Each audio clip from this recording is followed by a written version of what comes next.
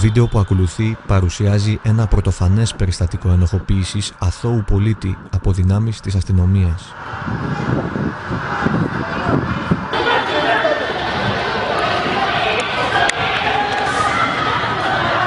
Όπως φαίνεται στο βίντεο, ο πολίτης είναι πεσμένος στα γόνατά του. Ακριβώς πίσω του βρίσκεται η τσάντα του που έχει δεμένη πάνω της μία ροζ σακούλα.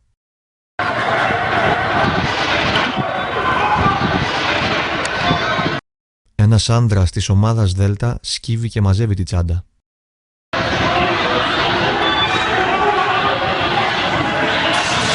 Οι αστυνομικοί σηκώνουν τον πολίτη και αυτός που έχει την τσάντα του τους ακολουθεί.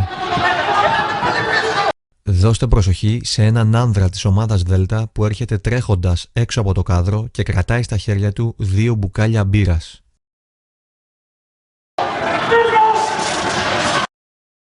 Τις φέρνει κοντά στο μηχανάκι. Έρχεται από μακριά άλλο ένα μέλος της ομάδας Δέλτα που κρατάει κάτι στο χέρι του.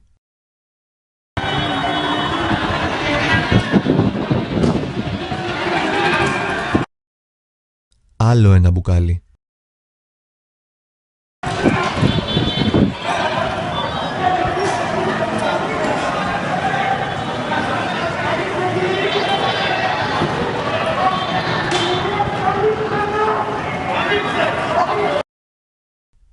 Όλα τα μπουκάλια έχουν συγκεντρωθεί εδώ.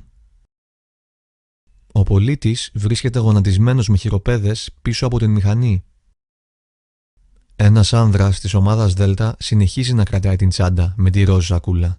Δώστε προσοχή στην ένταση που δημιουργείται μεταξύ τους.